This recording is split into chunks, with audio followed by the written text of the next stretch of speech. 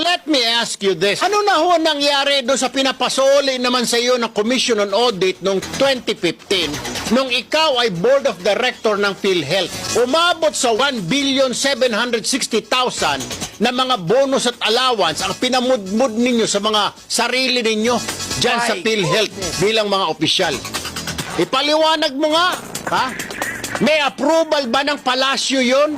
Nabigyan nyo ng mga bonus yung mga pagmumukha ninyo? Ha? Nung ikaw ay Board of Director yan, inaprubahan mo, isa ka sa mga nag-aproba? Pinapasoli na sa inyo ng COA. Hindi ninyo sinusoli yung sayo na 1.76 billion.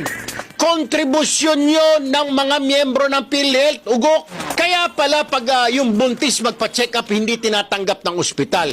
Kasi wala sa PhilHealth noon. Bago lang yan eh.